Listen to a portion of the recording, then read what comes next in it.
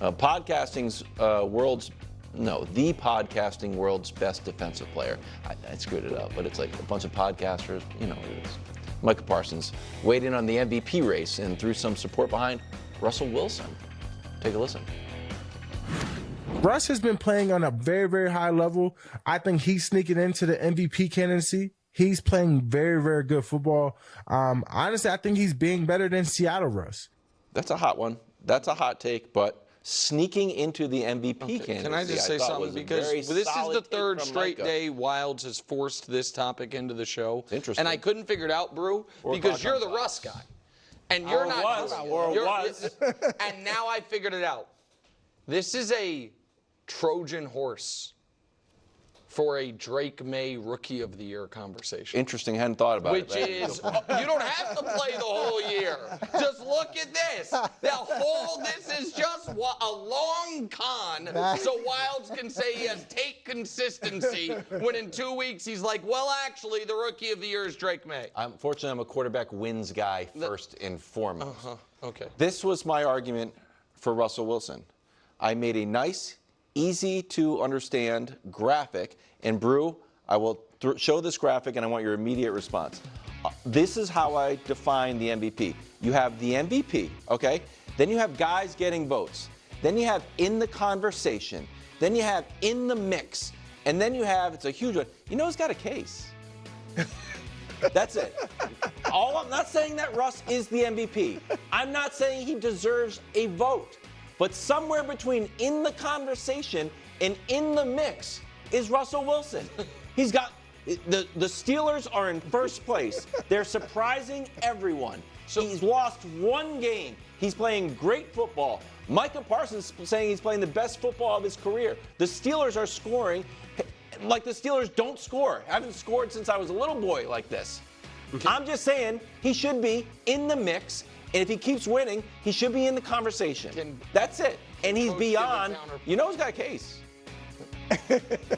Yeah, I might put him in the you know who's got a case, but for a very different reason. But I totally see this differently. He's got one more win than Justin Fields, right? And he's played a little bit better than Justin Fields has. He's given him more in the passing game. Yeah. But let's just take a look at this other graphic that I pulled up. Yeah. You would think that he'd be in the top 5 in any category. 18th in completion percentage, and then 6. So there's those numbers. Here's my favorite number. This is why I love this. He's six in passer rating. That means you're definitely in the mix. You're six. Those stats are good. There's top 5. You get 5 votes. There's also running backs. There's also defensive players. In the mix. There's other players. The salary cap makes him my most valuable player. We're working on Microsoft. That graphic actually helps Wiles your argument. Really? Thank you. He's top 6 in 3 major categories and number 1 in value. Hold on. Wow, He's number 1 in value. He's not top 3. He's only top 3 in top 6 in per game category. Well, what do you want to do? Of course. Play the whole year like all the other candidates. That's what I will bring. You agree? Yes, I do. Thank You're going to penalize him for being Yes. If he's only going to play max 11 games. To win the MVP playing 11 games, you got to have crazy numbers. And the team had to have been terrible before you. The NBA, which is plagued by load management, wouldn't even let you vote for him for any award on the games played. It's not the NBA. I'm aware. Well, if it was the NBA, he missed 4 games. Okay, let's talk about this. My head's about to explode. First off, me and JCT Slice, longtime subscriber of the channel. Shout out to you. We got in a conversation with someone who made fun of us for saying, you think these guys pick the topics of the show? And literally Nick right now just said, Wilds, this is the 3rd day in a row that you forced this topic in the show.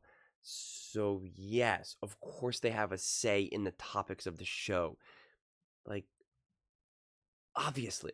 I had to just get that out because I was like, what are you talking about? That's number 1. Number 2. Being top 6 in multiple categories, because we see a lot of these players, they'll be like top 3, top 5 in one category, but then really fall off in other categories. So being good in multiple categories, like you can make the argument that if you're like, and this is like a made up example, that if you're top 6 in let's say there was 10 quarterback categories, right, that we could like decipher in terms of greatness. If you were top 6 in all 10, you could make the argument that makes you elite and great because you are so consistently good in every single category that makes you now like truly special, that there's like no limitation or drawback. That example doesn't fit perfectly with this, but it's just to kind of try to put things a little bit more in perspective. You don't need to be like top 5 in every single statistical category in order to prove how valuable or how great you are.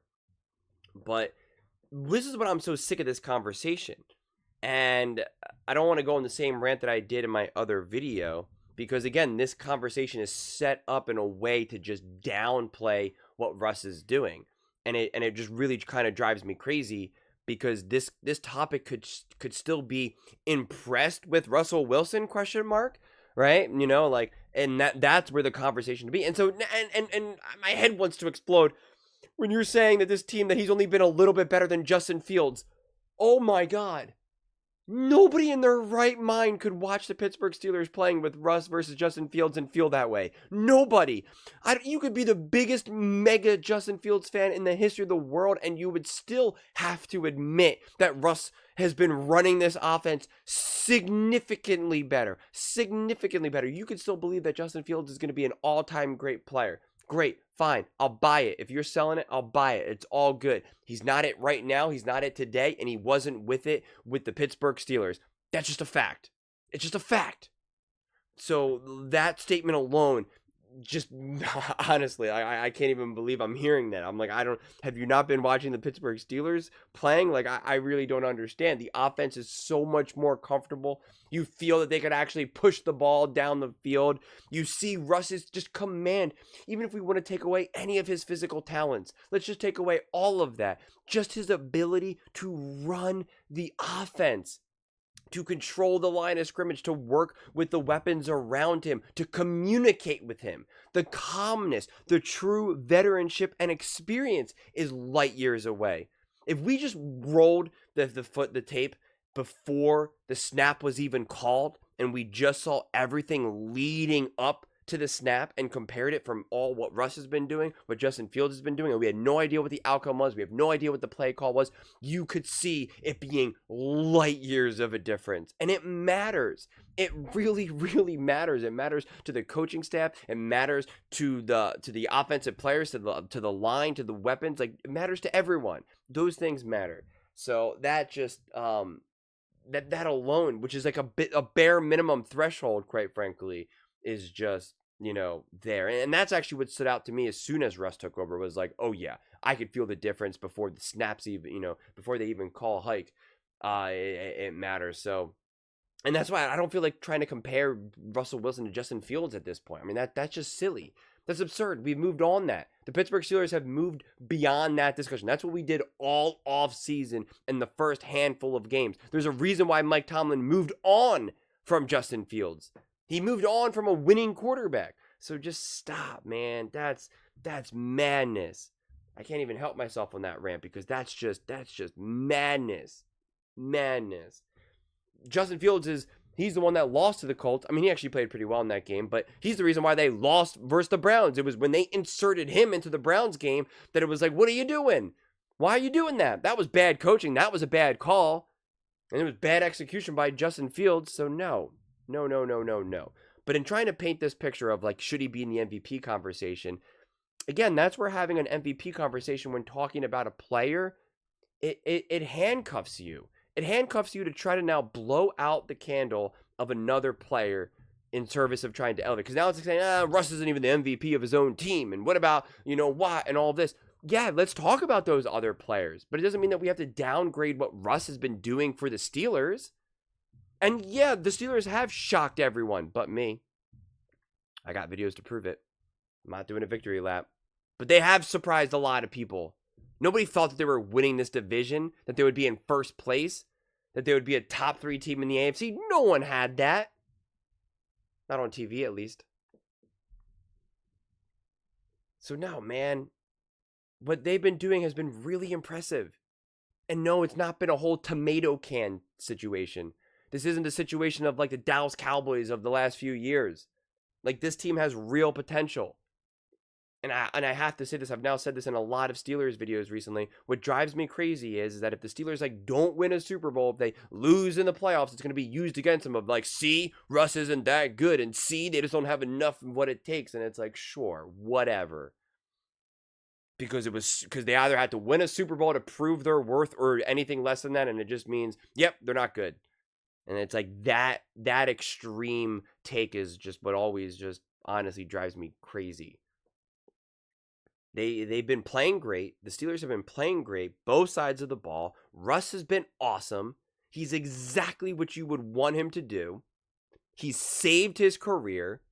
He's playing like a top quarterback in the NFL. Is he playing like a top 3 quarterback in the NFL? No, but he's playing like a legitimate, undeniable. If he was a 23-year-old right now, 25-year-old, and you had to question, and you were trying to figure out what to do, and you knew that he had 10 more years left, like you weren't worried about injuries, age, anything like that. You would not be like, I don't know, did the Steelers move on from Russ? You wouldn't have that conversation. You only think about those types of things because you know kind of how the last couple of years went. You know that he's at the end of his career. You know at this point now he's kind of had a couple injuries here and there. So that kind of, causes some issues with that. But if you didn't have any idea and all of that was erased and you were just evaluating his play right now, you would be pumped. You would be pumped. You would not be questioning whether or not you're going to move on from Russell Wilson. That would not be a conversation that you would be considering. That is a slam dunk, a home run, a touchdown for the Pittsburgh Steelers. Because they have not had that for a while. Quite frankly, they probably should have figured out what to do beyond, Big Ben. And they did not do a good enough job of figuring that out. It was like, is it Mason Rudolph? Is it, Kenny? Is it Trubisky? It was a mess. An absolute mess. For the first time, as I bang my computer, for the first time, they don't have a mess now. That is huge. That is great. The only question mark is like, well, how long can Russ do this? Is Russ injury prone at this point, right? Like those are some of the question marks. That's the only reason why you would have even some concern. Like you would have a concern if Russ is like, hey, I want $60 million next year. You'd be like, I don't know. Because again, of his age and where he's at, and you're not going to imagine that he's going to get better or have his ceiling be raised. So you would still want him to take obviously like a more team friendly centered deal, with at this point, I feel as though he would. But yeah, I just hate how this is all crafted in a way to pretty much like, let's bring down Russ. And I'm not even like a big Russ. I'm not like a big Russ fan. I'm not, I just want to be accurate. I just want to have like, a conversation that's actually based in reality. I'm not coming on here saying Russ is an undeniable first ballot Hall of Famer, put some respect on him. Like, I'm not even coming from that school of thought either. But it's just like, it's just, we just always want to consistently downplay certain players, especially quarterbacks, when it's inconvenient to how we view the world. Right? So many of these people, like Nick, and this isn't just unique to Nick, but like we view the world where it's like Patrick Mahomes, Josh Allen, Joe Burrow. Those are the quarterbacks who we know that they have an impact on their team. And for good reason why, but we know it. And when we see another quarterback have success who we don't think was good or we think was on the decline or bad, when we see that quarterback having success, we have to, it doesn't make sense with the parameters that we put on how we view these players in the NFL. So we have to find other reasons why a team is having success, why another team is winning. And we have to find these reasons. And it's the wide receiver, it's the O-line, it's the coach, it's this, it's that. And it's never the player. And someone disingenuously said this to me where they said, oh, so you give all the credit to Russell Wilson for winning with the Steelers, and Mike Tomlin doesn't get any credit. But when you talk about the Chiefs, you give all the credit to Andy Reid and none of the credit to Patrick Mahomes. And that comment is just a bald-faced lie. It's a bald-faced lie. Because I've literally praised what Mike Tomlin has done. In fact, part of the reason why I said Russ would have success with the Steelers was specifically because of the OC hire and because of Mike Tomlin's culture and ability to really be supportive in a way that I think Russ and Justin Fields, for that matter, would thrive in, would be poised to have significantly more success than they've had in the immediate past. I'm not saying that Russell Wilson is carrying this team to victories. He has been a huge component, without a doubt. He has been that veteran presence and a top-level quarterback that this team has desperately needed, that has desperately held this team back for the last few or so years. It can't be argued. But also getting a new offensive coordinator in the doors as well.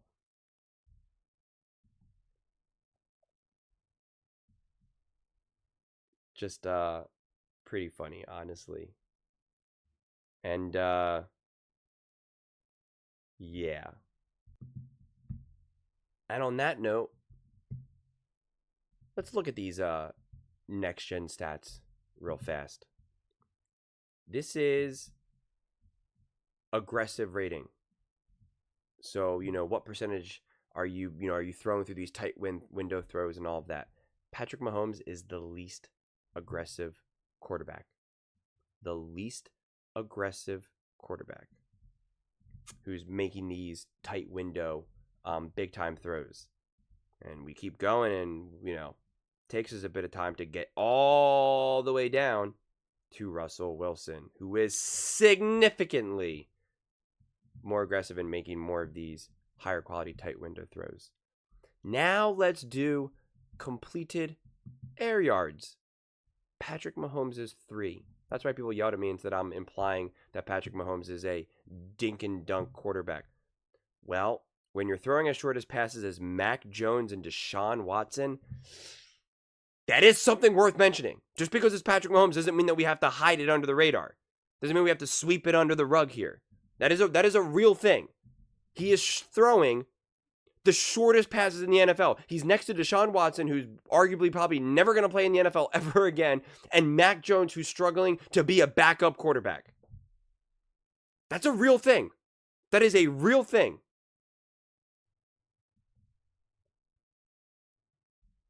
And you can't blame an O-line or anything like that because time for throw, 2.86. It's all within the range of, Josh Allen's 2.79. Yet he's throwing the ball farther down the field. Geno Smith is throwing the ball farther down the field. And none other than Russell Wilson, who's really at the top of the list of pushing the ball down the field. So, again, Russ is, what is that? Quick top 10? 1, 2, 3, 4, 5, 6, 7, 8, 9. Yeah, top 10. Almost nearly doubling, 2 yards farther, 2.3. So he's 6.3 to 4.1, which is actually very relevant. It might seem small, but it's a real thing. So yeah, that matters. Some of these things matter. So again, if we want to downplay what Russ is doing, then downplay what some of these other quarterbacks are doing. Downplay what Patrick Mahomes is doing. Do it. You won't. You won't. You won't. But those are just my thoughts. I'd absolutely love to hear yours. What do you guys all think about Russell Wilson and his impact on the Pittsburgh Steelers? How they've been winning? Do you think he's in the conversation to be the MVP? Whatever that even means, according to Wilds. Let me know in the comments below. I read every single comment, so whether you agree with me or disagree with me, either way, let's get in some discussions, let's get in some fights, but ultimately, let's just have some fun. And please do consider subscribing. We're building an amazing community here, and I'd absolutely love to see you part of it. I want to build something that we all genuinely feel connected to, something that we're really excited to be part of. I think we're well on our way to doing it. And please don't forget to give this video a thumbs up, as it really does help with the visibility and the algorithm. Thank you so much, and see you next time.